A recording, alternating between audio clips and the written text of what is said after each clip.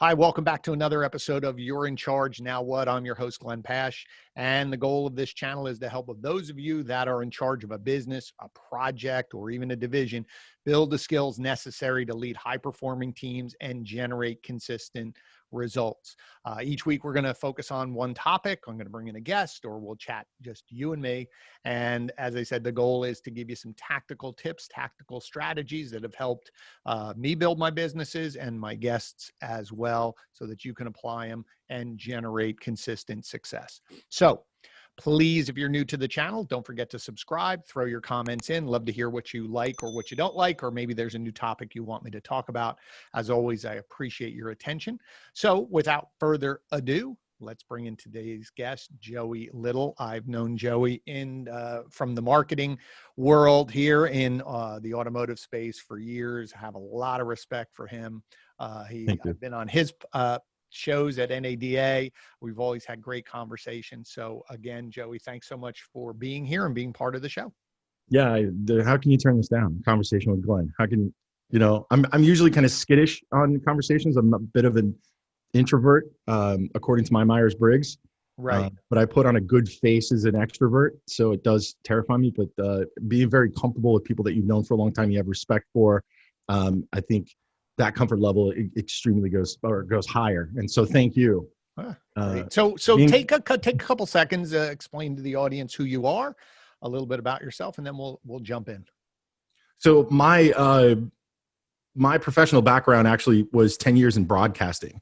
I worked for Cumulus Broadcasting. I was very fun to say it, the bus driver is what we called it in the business. I was the lead on a rock radio morning show.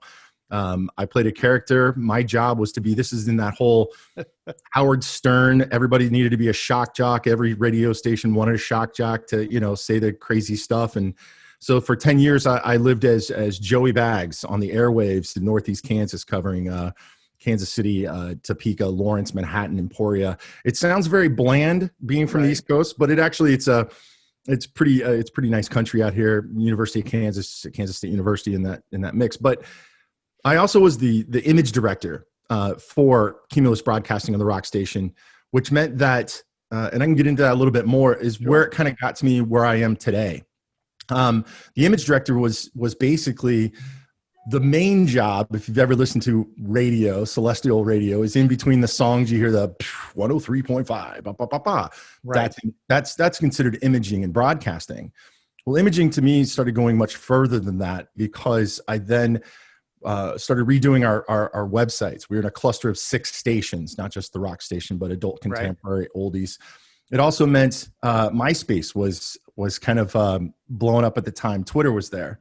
So imaging to me wasn't just the 5-second things between songs, but it also went outside the station as well. Okay. So from that, in 2008, when the government and the economy went kind of kaput and everybody was having some challenges, Cumulus Broadcasting made some major cuts across the board. So I knew it was time for me to find a different career. I went back to college. I got into photography and videography. Took a lot of classes. I got some certificates, et cetera, et cetera. Next thing you know, I've got my own small business kind of going for local companies. But I needed a 9-to-5. I wanted that health insurance, you need those benefits, all that. Yep. So I happened to have a friend of mine that was the first designer for VIN Solutions, the startup at the time. I think he was employee number 12. And he said, "Hey, listen, we're hiring for some people. You might want to come by Kansas City and check this company out." At the time, I had no idea what VIN Solutions was. My only touch into automotive industry at the time, which gave me a lot more than I believed it did, was working with car dealers on their radio campaigns, strategies, and things like that, because I took the imaging side of that, saying, listen, I don't understand why you're just doing paper. I don't understand why you're just doing TV and radio and spending all this money for an ROI that is almost completely impossible to track. To track. You need, let's look at websites. Look at this. And this is when websites were new. Yes, they were. Yep. When it was just like putting your location on the web. I always like to tease Jim Ziegler, because back in the day, he was saying that websites were nothing. They weren't going to be the future of automotive. And then years later, he's got the internet battle plan, right? So right. Nobody in the industry really kind of understood where it was going. So I applied at VIN Solutions. At that moment, that's a kind of a long story of how that process happened. But Mike DeLay himself, the CEO and one of the founders of VIN Solutions, and we're talking 40 employees, saw my background in marketing with broadcasting. That's also because I had 2 web series at the time I was putting on YouTube, and I had it on a local CBS affiliate every Tuesday at 4:00, right after Judge Judy. And what I think impressed him is that he was looking for somebody who was going to blow up VIN Solutions online, to bring that to it. And he had talked to some people that just do kind of your standard, in front of a camera talking type videos for educational. Yep. When he asked me about my videos, the 2 web series that I had was Fed and Faded, which is a group of us guys going around to local dining establishments and creating an eating contest, but at the same time learning about the story of the business, learning about this person that started this. What made them want to do this? That's a big step. Early Food Network. Well, I took the idea kind of from Diners, Drive-ins, and Dives and Man versus Food, kind of smashed together. The other one I did was Masterpiece Meatloaf, which was just a fun thing to do in my kitchen with friends when they'd come over. And when Mike heard these 2 different type of videos that I'd been doing, I think something just went off in his head. It's like, this is the kind of outside the box thinking that I want. And for those of you that don't know, VIN Solutions is basically a piece of technology. It's a CRM or customer relation management tool for dealerships to track their, opportunities. And so, think of Salesforce. So it's an easy way to think of it, was Salesforce for an automotive dealer. So not exactly the most sexy thing in the world, but to your point is they were always very well known and seen because of the marketing and they, what you could do with it. And it had a lot of fun to it, really promoted the company as being a fun company, which then led to their growth and eventual sale to Cox Automotive. Yeah, it was, I believe that my relationship with Mike DeLay, and then I got to meet very innovative thinkers as well as Kendall Billman, who's on the digital side and websites, very smart, very quick. Tom Walls, who's CTO of Auto Alerts, the data mining company. Just those kinds of people, I kind of expedited into the industry and started learning the innovative side of the industry, which was basically what dealers didn't know they needed, but solutions and ways to make things easier and way to track things. And so my biggest thank that I have to Mike DeLay as a boss to me was there was no restrictions to the way that I took the message that VIN Solution was making and putting it out online. There was no compliancy. There was creativity, but at the same time a thought leadership, because not only did VIN Solutions at the time, and maybe it's still today, it's no more as a CRM company like Salesforce, but in 2009. We were the one complex for everything, right? Maybe not the best desking tool, but it was available from VIN Solutions. Maybe not the best websites. VIN Solutions was almost like the super target of the automobile retail SaaS companies, where you could, our big campaign was Be One with VIN. You could have 7 different vendors. Right. Yeah, I remember part of their campaigns at one time where they were listing, here's all the other software you buy and how much it costs you, and you could get all of this stack by itself. You said a couple of things I want to jump in on. So Mike DeLay, who was your boss, CEO of there, when you say that you didn't have restrictions, right, and you had that sense of freedom to create, I'm sure there were some guardrails that you understood how far you could or couldn't go. From those of people who are running teams or businesses and are listening to this, how important is it to empower your teams to have that sense of, I don't want to call it lack of micromanagement or freedom? How do you, is that really truly important to a team's success? Well, I know that what you speak about a lot, and that I 100% agree with you, is it comes down to leadership. The team is a tool of leadership, or an engine of leadership. And if the leadership is providing the right gas, the right fuel, then that engine is going to run amazing. So what I think it comes down to, if you run into that kind of challenge, is I believe that leadership needs to know the background of the employees that they have hired, right? Right. Um, Yes. I think in my situation, conversations with Mike DeLay about what I did in broadcasting, what I did, for the multiple different industries and verticals that I provided advertising for and ideas for, he got a good sense of where my limitations of where I would go were at. He also understood that I knew that there was a professionalism to what needed to be done. Right. Um, I also really, I mean, just by having those conversations with me, and in this world, I don't believe that there are enough one-on-ones between leadership and the employees or the team members. And if there are one-on-ones between leadership and the team members, it always tends to be on a grading process, right? You did good on this, you did good on Right. that. I could have used you a little bit more here. Do you have any questions? Okay, we're good. Let's wipe our hands and walk away. There's never really the human side of it, of the conversation. Hey, listen, where you worked before, I understand, was Hallmark Cards. You worked in the marketing team there. Give me a little bit of an idea of one of the challenges you ran up against on a campaign that you guys were trying to do, and how did you handle that? So almost like an interview question, but it's more of an understanding the capabilities and the threshold of a team member. That's a great point, because I think the more that you can unlock what secrets maybe someone has. I mean, for my team, I'm constantly asking, what did you do? How did you do this? Bring everything. It's an interesting piece where I've worked for companies and been around other leaders who basically, if I hired you, basically, Joey, forget everything you did before. This is the Yeah, way we do this. Where I'm the opposite. I'm like, bring everything that you did before. Now, throw it all out on the table. Let's have that conversation. If you say, well, here's what I did before, or here's some ideas we had at the other place, and you go, oh, maybe they'll work, maybe they won't work. But I think having that dialogue, seeing what other skills they have, for all especially nowadays, people's ease of creation, or, with all the platforms, the TikToks and everything else like that, everybody's a videographer in some way, shape, or form, or absolutely. feel more creative or empowered to create. I think if you're not leveraging that by, to your point, having that conversation to know, so Mike had conversations with you to say, here's where you came from. His brain's going, how can we leverage that?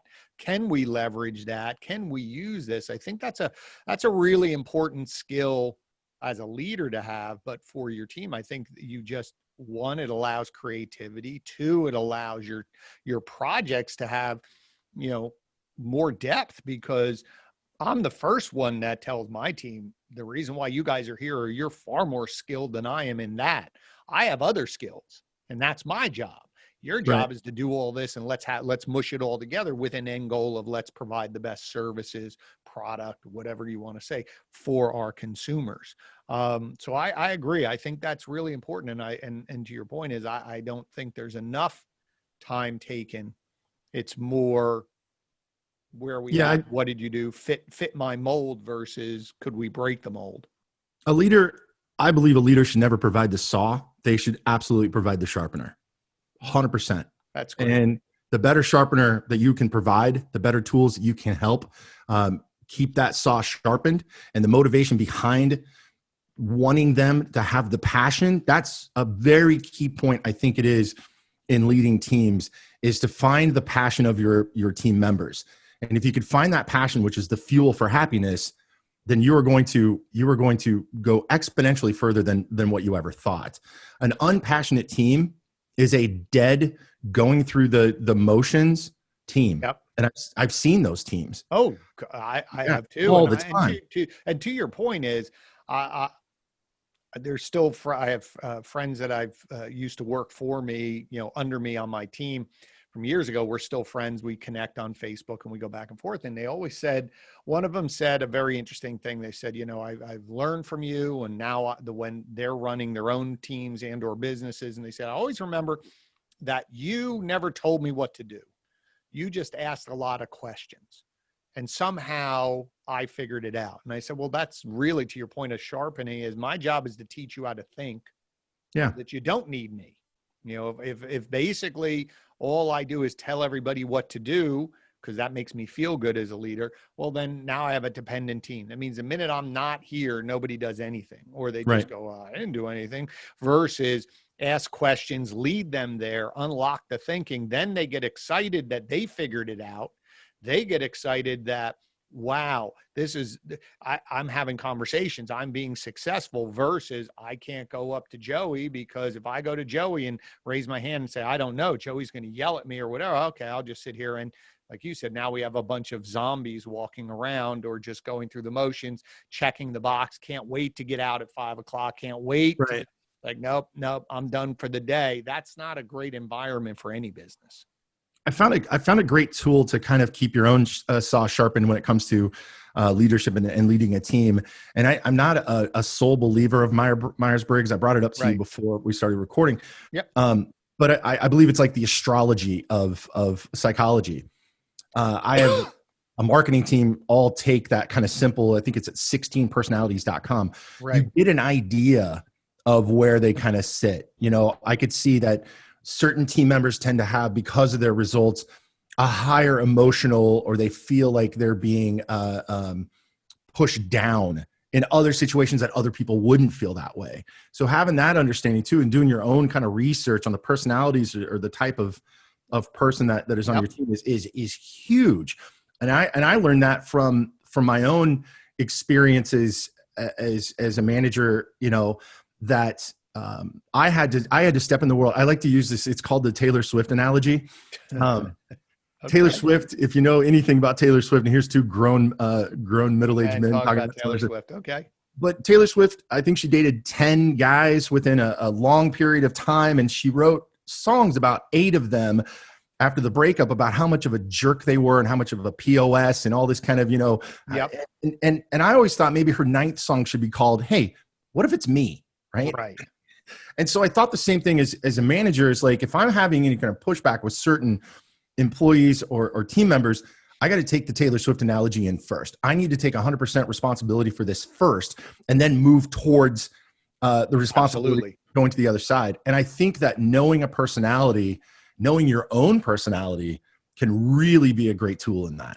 No, and we take it at our company probably every year we do it again. It's essential. Well, it allows you to understand. I try to simplify it for my team when I teach it to them too, is basically saying there's 4 different, communication styles, so to speak, and that buckets it down. Yes, there's people who are, a little of this and a little of that. I said, but just in general, if you understand that, let's say you are what they call a dominant person, which basically means I cut to the chase, don't waste my time, I'm moving a million miles an hour. Well, when I go give you a report, you need a summary page, right? But then I don't get offended that you don't go through my 20-page report and then tell me how wonderful it was and I read everything. I don't get offended, because that's the way you consume information. Now, on the flip side, if that boss understands that I'm another type of a personality that needs that, it still may not be comfortable for you to do it, but you go, okay, I got to tell Joey this was a great job, because if not, now Joey's going to be spending the rest of the day worried about, well, Glenn doesn't like him, and well, maybe this isn't right. I've actually ruined a productive day. So understanding that, and to your point, is being accountable as a leader, saying, yeah, you made a comment earlier, you saying, well, I'm an introvert by nature. I'm sort of the same way, meaning that I like helping, I like talking, but it's all from a teaching standpoint. I don't need it, meaning like I don't love like that outgoing personality. I'm quiet. I'm an introvert by nature, but I can do it. I don't mind it, but it's always for the audience, right? But so if I know that about myself, then I have to sometimes push myself out of my comfort zone to do certain things, versus just retreat and go, well, I'll just stay in the house and I'm good. But other people need that. So to your point, is the more that you are aware of your team's personalities, the more that you're just going to get more out of your team, and as a whole out of your project, whatever it is, a project, a business, if you are aware, because now that opens up, they understand you, You understand them. I've actually seen companies that make you wear the pins. Yeah. Right. So this way, if I'm walking up to you and I don't really know you and I go, oh, I see. Oh, okay. Now I understand why you're acting that way versus, well, he wasn't very nice. It's like, well, he's that way. Right. We have a friend in Have you ever common. read the book Quiet? No, I haven't. It's called Quiet. It's a woman who is an introvert, but she does TED Talks on it, and also the book. It's a great book. You should read it. Anyway, side note. So no, I was gonna tell you that we have a friend in common that at my time at VIN Solutions, he was there too. Dan Moore, who's now CEO of Vista Dash. And it was, we did not take a Myers-Briggs, but after the sell of to Cox Automotive, they came in and did their, I think it was called a Herman something test. Yeah. Yeah. 4 different quadrants, creative, data, empathy, and task-oriented. And I remember when we took this, Dan scored exact opposite of what I scored. And this facilitator, for some reason, had Dan and I argue in front of we were on the digital marketing side of VIN Solutions, in front of all the managers and directors about why our way of thinking was the best way of thinking. I don't know what came out of it, but between Dan and I, we got an understanding. He, at the time, now started to understand why I was creating a lot of content and not worrying about a lot of results. And I was, with him going, why KPIs, because I was more on the creative side. Right. So that was just an idea of where that can come in play in the business world with Dan and I. No, and I think that's, like I said, I think that's a really important thing to understand because it removes frustration. Because then if you understand, let's say Dan, he is more of a data-driven person, right? So let's say you have someone on your team who is a data-driven person. Well, then you understand that and you go, oh, that's why you're asking me these questions. Or I might have to provide you some things to help you generate that data. And on the flip side, if you're saying, well, someone else is more creative, they're not worried about that. Well, then how do we come to some common ground or explain a little? I think the more you understand that, the more you can have conversations between people versus building walls. And just, it made me, it took me off my guard. It wasn't like I thought Dan was coming at me about stuff that I was not good at or not focused on. And in the time, I think 6 years since we've taken that test, I've moved my mind into more of a data-driven, but also staying on the creative side of things because of what I learned from Dan Moore, because of him giving me the reason behind the want, right? Right. And I think that right there is the key, is that understanding why someone needs it or their reasoning. Then you start going, oh, okay. But the lack of that, then I always say in that void, someone's going to fill that with information. Now, if you put it in there, I can see your viewpoint. If you don't, well, then I'm going to put my viewpoint in and I'm going to make an assumption. About why you need this, and it could be completely wrong. And now I'm going to move through the world with that wrong assumption because we didn't have an opportunity to sit down and say, well, why do you need it this way, Dan or Joey? Why do you do things that way? But if I understand where you're coming from, right, we have a resolution. Let me pivot on this because I thought early on when we were talking, so I want to get to your new venture, but you were talking about routines. We pre-show, we got talking about how routines have evolved or changed and what you were doing last year to this year, different. Talk to me about, for you personally, how are routines important for you to consistently generate the success that you do? So it's a difficult question to answer because I just had the self-awareness to realize that the place that I'm in right now, in late 2020, whether it be, sadness or happiness or anything, is because of the routines had completely, I didn't know what it was. I just know that I've had on a personal side, I've had a rough 2020. I had the pandemic has not been great for me on that end. Just a lot of, opportunities that didn't turn out the right way.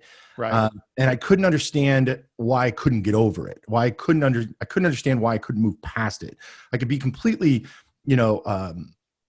frank with myself saying, yeah, that's not a good thing for you. So you should be happy that it's gone. But I couldn't understand why I couldn't accept it.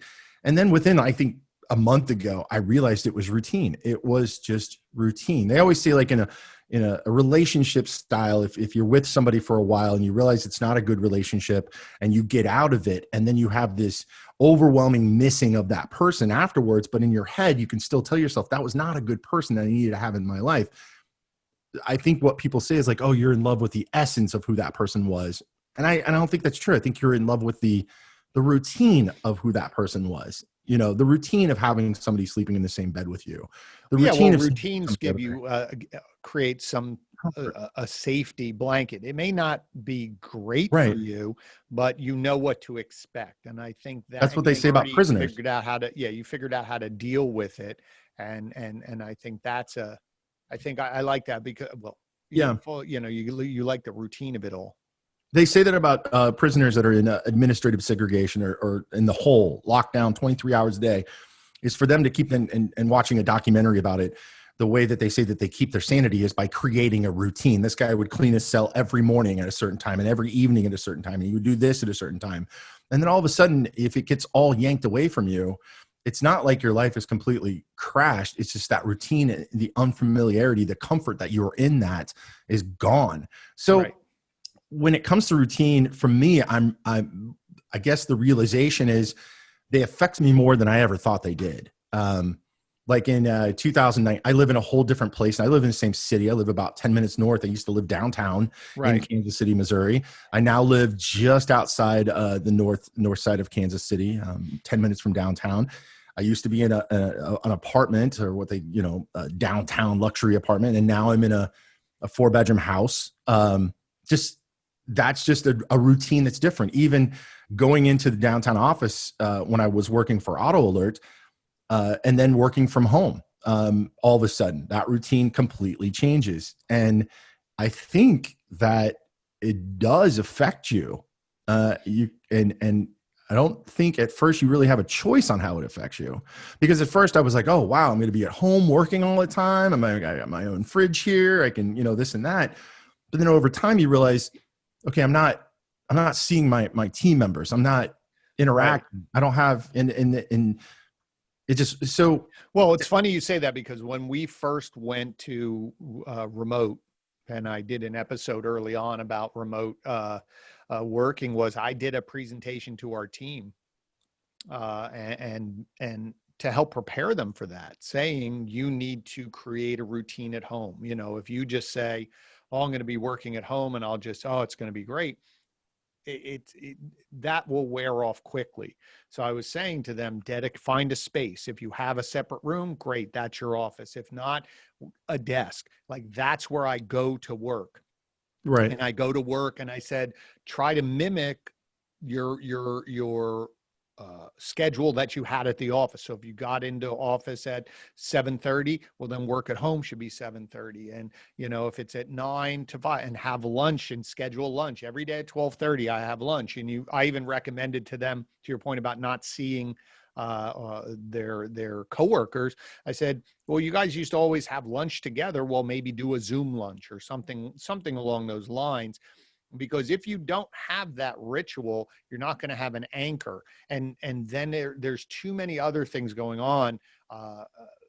Like you were saying, your feelings about being at home, that might work for some people. Some people, it's not going to be beneficial for them. But if I have a routine and I hold on to my work routine from when I was in the office and bring it home and try to hold on to that, it gives that sense of familiarity versus everything's completely changed. And I think yes, but also I think that we need not to try to tell ourselves, a story or a lie. I saw a quote early on a few months ago that was on LinkedIn where it said, if you're having these things in your head, these doubts, these kind of like, depression kind of pops because you're working from home and you're doing this, don't think of the fact that you're doing your job from home. Think of the fact that you're doing your job in the middle of a pandemic, right? And also think of the fact of, like, even a Zoom meeting. I like to compare Zoom meetings to face-to-face meetings to Dr. Pepper and Diet Dr. Pepper. okay, I can drink Diet Dr. Pepper. It's going to be kind of like Diet Dr. or regular Dr. Pepper, but it's really not. Right. So don't try to lie to myself to tell myself that I'm enjoying a nice Dr. Pepper. Um, I think that's kind of kept me a little bit more sane during this. Is like, hey, dude, this is a rough moment for a lot of people. And guess what? Yeah. You get to put yourself in that same bucket. You don't have to make yourself different than those people, from team members to family members. My grandmother's 86 years old, and we have so much in common right now because she's social distancing, living at home in a big house all by herself at 86. Here I am 40 years younger doing the same exact thing. So I talk to her every other day and remind myself, not only am I going through this, but she's going through it as well. Sure. I think that's a really good point, because we have a tendency to think just about ourselves. And, it is this sense of, we're heading towards Thanksgiving, and a lot of times people take a moment to go, what am I grateful for? For all of the 2020 and COVID, not making light of people who have been sick or lost loved ones, but there have been some benefits. I look at it and say, last year I was on the road when I penciled all the dates in, and I was away from my family almost 5 months, away from my kids. Now I'm with them. I've had this whole year to be home with them, see them, help them with, sports, or help them with school, or do projects, and, be with my wife. There's been a lot of that benefit. But to your point is, there's a lot of people going through this. There are a lot of people who have it a lot worse, but it's not to minimize your feelings, and you don't want to minimize how you're feeling, but understanding, as you said, understanding that it's not the same. Don't convince yourself it's the same. Right. It just is. And we have to do the best we can as we are right now. I mean, I feel bad. I watch my son who's going, he's doing Zoom school, and it's not the right learning environment for him. He's doing it. He's getting good grades, but he just, he's like, this is boring. And I have friends who are teachers, and they're going, yeah, because I am used to being in front of people and going over and helping somebody and working one-on-one, and we can stand up and we can do things. Here's another slide deck here, so everybody's going through changes and dealing with this situation. So I think, to your point, is any routine that you can help yourself is going to give you some comfort, but it can't be so rigid that you're fighting it, because some things have changed outside of your control. Absolutely. And you just have to adapt and understand that it's adapting and changing is not always easy, right? It's just not. I want to bring this up because it's on a personal level, something I kind of discovered a while back, that I think that the moments that we've been in the last 6 to 7 months is a perfect opportunity for this. I call it, and this just doesn't have to be an individual thing. This is also going to be something that you do with a team or family. I think call them passion journeys. I wholeheartedly believe, and I used the analogy earlier about gas for an engine. Mm-hmm. I believe that the heart is an engine, and the gas that powers that heart is passion. And what that heart provides is then happiness. That's what it happens. And you can get bad gas, and put it in that container, sure. And that can be things like drugs or alcohol or people in your life that shouldn't be in it, because you're getting some kind of like false. So what a passion journey for me is every 2 weeks, I try to do something that's completely out of my comfort zone, but not like jumping off of a cliff. I mean, like I've lived in Kansas City area my entire life. I love to cook. I've never tried to make my own Kansas City barbecue sauce, Kansas City style barbecue sauce. And so that was my passion journey, was I'm going to try to learn how to make this sauce. And if I find some joy and passion from this, and I'm going to do it again in the future, because it's going to give me gas. It's going to power my happiness. I've done, I've learned to paint, Andy Warhol kind of a style that I filled my home with all these paintings. It's just one, and I found some things I did not like at all, but I tried it, right? Didn't work for me. I think that this is a great opportunity for that. I think that a lot of people that are searching for happiness, trying to find out what fuel they need inside their chest. This is you're at home with your family. This is something that people can do Yeah, together. my Yeah. wife did that. I love that. I think that's Yeah, great. Yeah, my wife did that with paint by numbers. Like my son did a exactly. paint by numbers. She said, "Oh, I'm going to do this. I'll try paint by numbers." And all of a sudden she said, "Wow, this is really relaxing." And now it's evolved where she can take a picture, so she had a picture of her grandmother and she sent it away to Amazon or whatever. And it came That's back as cool. a They paint send it by back. number and she painted it. She's doing another one for her parents when they were young and engaged.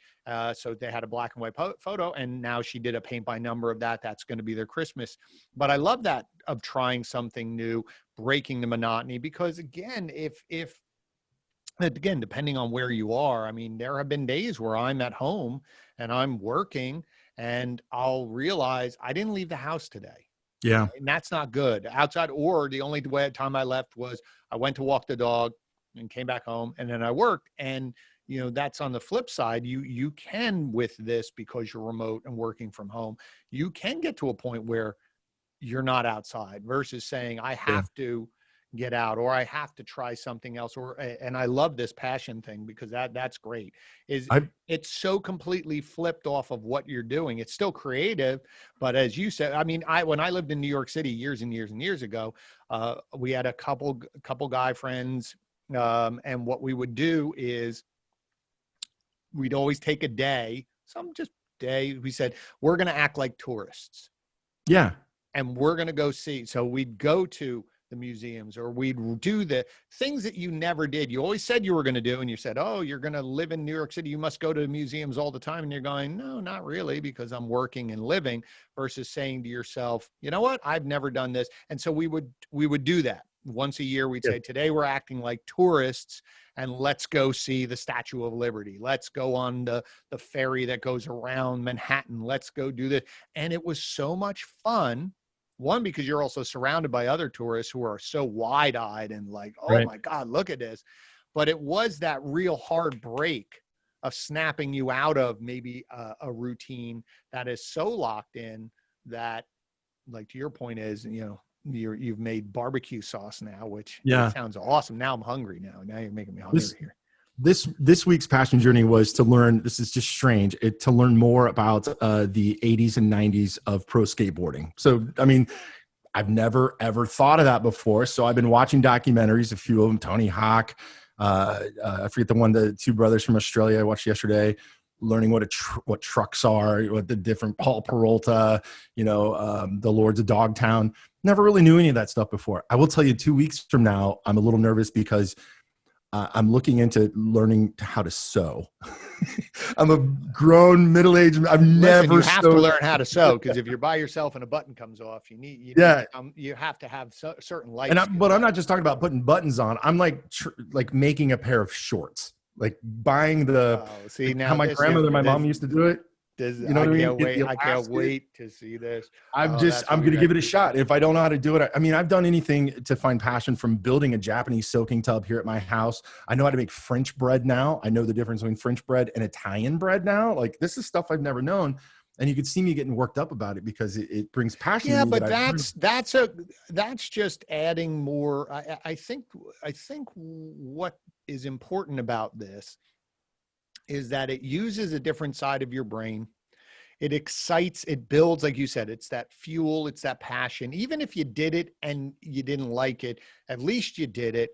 It opens up your willingness to try things. And I think in business, a lot of times we can get stuck in our routines and not take marketing's like that time all to the say, time. yeah, Marketing, 100% is marketing is like that. yeah.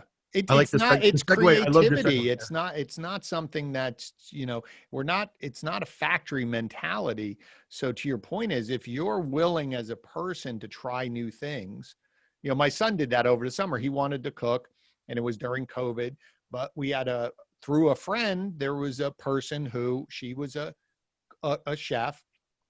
And so what she would do is she would always taught classes. So she came over the house once a week. We did it for 6 weeks. And for 3 hours, he learned how to cook, and he would make homemade pasta and tomatoes, make homemade sauce, and I thought you how were to make born knowing that in New homemade. Jersey. I Oh thought my you were born God. It knowing was, how to make it. but what was great is I'd come home and I'd see all this stuff and what is this? That's awesome. And it was phenomenal. But he was excited about cooking, and he always wants to help me when I'm cooking. But this was a whole different way. But same thing. They made bread. They made fresh raviolis. They made homemade cookies and homemade Wow. biscuits. And, every day was something new. And they'd cook 2 or 3 things, and he has his little notebook with his recipes, and we've gone back and we've, made things from scratch, right? Versus, oh, let's get a box. No, he's like, no, we can do that ourselves. Like that to me is but then that brings that curiosity to business and curiosity to your whatever projects you're working on, because your willingness to pause for a minute and say, did we ever think about it this way? What about this? What about that? Versus just get it done, get it done, get it done. Let me ask you this, because as we have about maybe 10 more minutes, and I wanted to talk about your new venture, Brand Roar. Branding roar. Branding Roar. That's okay. I like brand roar too. I bought that as well. So talk to me about this pivot now, because branding is I think branding is a misunderstood or misused or overused word. Absolutely. So talk to me about what this is and what your goal is when you're helping businesses. So I think everything that we just talked about is now kind of going to wrap together and explain this story a little bit, easier. Is VIN Solutions was the first company I was in within automotive retail on the vendor side, the software as a service company. We stepped away after the sale, or after the sale of VIN Solutions. We acquired Haystack Digital Marketing, which I was on the executive team there. That wasn't quite where, and then Kendall Billman and Tom Walls had started Motofuse, which was a social media product that I had been developing, and then also predictive analytics. So I stepped into that role. And then we had merged with AutoAlert in January 1st of 2016, and AutoAlert known as an equity mining, data mining company. So what do all these 4 companies have in common? On paper, they are boring, as the kids say, AF, right? They are boring. They're boring. But they don't have to be boring. And that's why I said when Mike would just give me kind of a no leash, it wasn't about how many cars we were going to sell for the dealership, right? Or because does a CRM really sell a lot of cars? It's more of an essential of what you need to have. It's the power company, right? But what is it that you can do to set yourself aside? Well, one, you got to understand the personas of dealers, the general managers and dealer principals out there. Right. And once you understand those personas and kind of segment those, then you can start storytelling. And I believe that's where branding steps in. I believe, and I looked it up here, just trying to look at what the exact definition, the promotion of a particular product or company by means of advertising and distinct design. To me, what branding is imaging. What I said earlier, what I was doing in radio. Right. Here's the message. This is what it does, right? This is the problem that it fixes. But how can we make it sexy? How can we make it fun? How can we make it educational and also entertainment? And that's where I believe that my skills step in, is that it doesn't, if I believe that a company on LinkedIn, they should never have a post on LinkedIn that starts with the word I or we, right? It's always got to be about us or you and things like that. And it's branding to me is the storytelling of why you are, how you started, and as Simon Sinek says it, I guess is the why you are, why we do what we do. What's the passion behind it? Right. What was, like, if you just use AutoAlert, right? That was started by Jeff Cotton and Boyd Warner back, 17, 18 years ago. When Cotton was in his Mercedes dealership in Southern California, what was it? What was that sparkle that made him think, hey, listen, I'm going to take all my existing customers and put it up against their financial data and find out which ones I can actually get into a newer one today, newer Mercedes, right? What's that story? What was then what happened after that? Because I think if that light goes off for the one individual that started something like what you've started, and it's going to go off for other people if that story is told in a good way, in an entertaining and educational way. I'm going to sell you 4 more cars a month. fine. Use that as when you're trying to close a deal, but do not use it in your marketing and advertising. Because I believe, like I said before, there's marketing, there's advertising, and then there's imaging. Imaging is where I sit. That's the world that I live in. How can we take the message and the brand and make it sexy? And it doesn't have to be a boring SaaS company in automotive retail. No, I think, see, that to me is that's a really important distinction. Advertising, running ads, but at the end of the day, if you don't have the right imaging, right messaging, if you don't have that sense of what's going to be memorable, yeah, what's going to stand out. For some, it can be the image. Some of it could be the written hook. Some of it's the video. But that is such an important piece, especially nowadays, because there's so much content, because there's so many images. Someone said at one time, what's going to stop your thumb scrolling? Right? What if I'm scrolling through my feed? What's going to get me to stop? And it could be a song, could be an image, could be whatever that makes me go, huh? And then once I go a little deeper, then that branding, the storytelling leads into the why. How is this going to help me? Does this solve my problem, my engagement? So then that's the engagement part of the brand, right? So we go from imaging to storytelling in order to connect and push people through to go, oh, I want to learn a bit more about this.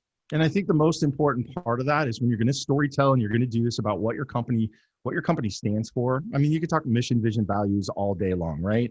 But we need to take that mission, vision, values and put it in an entertaining and educational type way. But the secret to the sauce is the personas. In our industry, the dealer principals, we'll say the decision makers, those personas. And we'll just pull four just real fast because I know we're on time here. Your message to the persona of the tech dealer, the GM or the DP that's got a tech background who doesn't give a crap how much it costs. They just want to know where the data is coming from, right? How this is going to work inside, right? Your storytelling to them is going to be different than the baller. The baller is the DP and the GM that tends to get software or products just because the number one Toyota dealership in the country has it, right? They want to be like them, so I'm gonna mirror them. But then your storytelling has to be different than the money conscious. I like to call it the Ebenezer. It doesn't care what it does. Doesn't care anything. Jesus Christ himself could come down and endorse the product. It doesn't matter. How much is it? Yeah, right. Exactly. So I think that storytelling and that messaging and that imaging has to be at a very high level when it comes to your personas. You're going to buy something different than I would based off of an advertisement just because of our personalities. Maybe they're the same. Maybe they're different. Well, I think there's so many ways that, and this is where your marketing team and having different personalities and understanding that, because it also then evolves to based on product, meaning I may look at, just for argument's sake, I could look at a pair of sneakers and I go, I like them, they're good, fine. It's not about what's going to trigger you to buy those sneakers is completely different. But then looking at a different product, same two people, but that product, to your point, is, now my car might be, where sneakers aren't. And for you, you're like, I don't care. It's a car gets me from point A to point B. But boy, when I get out of the car, I got my sneakers, So again, you have to cover the whole base of almost creating, as you're saying, these images to understand the personality so that I can market to them, create the images for them, understanding that I need, for argument's sake, 4 different images for my sneakers because this person, it's cost conscious. This person's the baller. This person just wants to be like Mike, right? And you just say, but that's where having someone from a brand perspective to ask those questions versus I just got to get an ad out and I'll do one ad and that'll just, great. Well, that one ad's going to hook one person. But if you have a suite or you have a whole, cavalcade of different ads, then now you're really starting to understand brand and message and what's going to appeal to your wide audience. Well, that's what Branding Roar is going to be. And I know you're wrapping it up. This is my last kind of pitch. What Branding Roar is, what I've developed and what I'm continuously develop is it's for vendors, SaaS vendors in the automotive retail space, your website providers, your app makers and all that, because I learned a long time ago that if you're going to have a startup or a medium, small business or something like that, you got to have three components: the hipster, the hustler, and the hacker. And a lot of those companies that are medium to even startups is they don't have the hipster, the hacker being the person that codes, the person that builds product. Yep. The hustler being the salesperson, the one that has no problem calling dealers and pitching them. What we run into is there's not a whole lot of hipsters in the automotive industry that work for these smaller companies, coming up, these startups that understand the dealership world. You hear of a lot. It's not necessary, because I don't want somebody who's just been in the dealership world, that you have to know. I mean, we're the only industry where a customer is called an up. Like, that doesn't exist anywhere else. Well, but that goes back to understanding the personas. It doesn't mean Yes. that you have to have worked in a dealership for 20 years. And now that's different. And that's all I did for years and years and years, was just learn the dealership culture and learning the personas, because that's what I had to do. If I want to get a CRM advertised to a dealer that's a tech savvy dealer, you've got to have a message. And so what I want to do now is I'm a plug-in to these marketing teams that these smaller SaaS companies have, these up and coming and medium built, or even some that have been around but maybe have 400, 500, 600 dealers on their on MRR, is to have that outside look and say, listen, these are the things that I would, not in a consulting type way. I mean, I guess it would be. Yeah. But you're going to consult and then execute as well. Yeah. So basically, when it comes in a nutshell, to do for the 4 companies that I worked for in the last, over 10 years and had great success with that, I want to provide that to other companies as well, because I can handle it. And I have the chops to do it. So that's where I'm at. So if you see a SaaS company in the automotive retail space starting to look a little bit more sexy online, right? Branding Roar is probably Joey might be behind the scenes as the hipster. Yeah, the hipster, the hacker, and the hustler. There you go. Wow. So Joey, thank you so much. So much great information. I appreciate your time today. How can people find you and connect with you, especially if you are a business owner and you're looking for the hipster to help you with your marketing and your branding? How can people find you online? I think it's simple. Just Google search Joey Little. I mean, I'm going to pop up. But easy. We have a website now, brandingroar.com. I'm very active on LinkedIn. If you're a LinkedIn user, there's about 1,000 ways that you can get a hold of me.